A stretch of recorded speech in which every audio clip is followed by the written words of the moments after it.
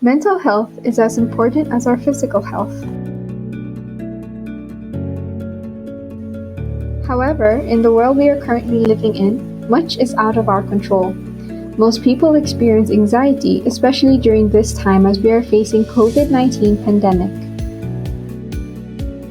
Anxiety is an aspect of mental health that needs to be addressed appropriately.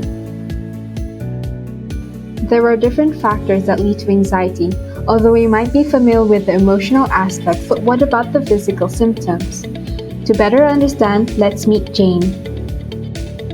Here we have Dainty Jane Doe, who has anxiety and has been feeling the following symptoms. She feels a loud pounding in her chest.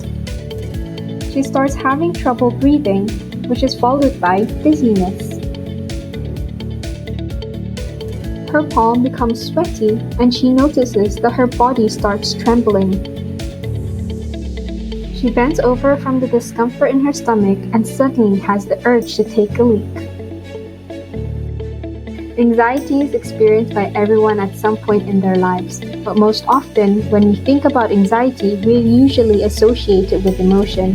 While psychological symptoms are a major part of anxiety, physical symptoms are also important. Our autonomic nervous system plays a direct role in physical response. It is divided into two main systems, the sympathetic nervous system and the parasympathetic nervous system.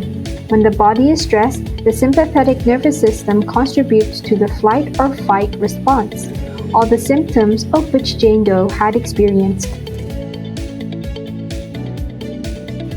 So what was happening to Jane Doe?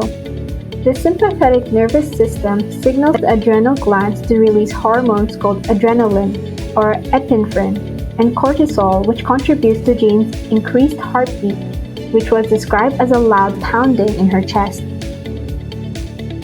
The sweaty palms and trembling occur in an attempt to cool down the body from increased blood pressure.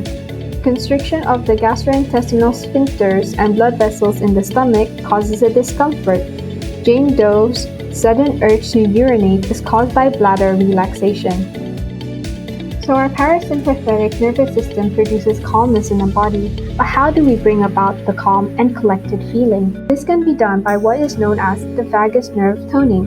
Your parasympathetic nervous system brings your bodily functions back to normal through what is known as the vagus nerve. So if your sympathetic nervous system speeds up your heart rate, your vagus nerve slows it down. How do we stimulate our vagus nerve to help us relax? First of all, our vagus nerve can be influenced by slowing down our breathing, and a way to do this would be meditation. Another way to practice breathing techniques would be through yoga. Another approach is cold exposure or cold water therapy. Acute cold exposure has been shown to activate the vagus nerve and can lower your sympathetic flight or fight response and increase your parasympathetic activity.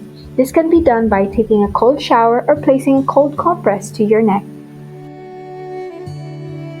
The vagus nerve is also connected to your vocal cords and the muscles at the back of your throat. So singing, humming, chanting, and gargling are ways that can help alleviate your anxiety. So we highly encourage you to sing while having a cold shower. We have just as much power or more over our body. By understanding how our body works, we can find ways to help relieve our anxieties, improve our mood, well-being, and resilience in the long run. We hope you can implement these into your daily life just like Jane Doe.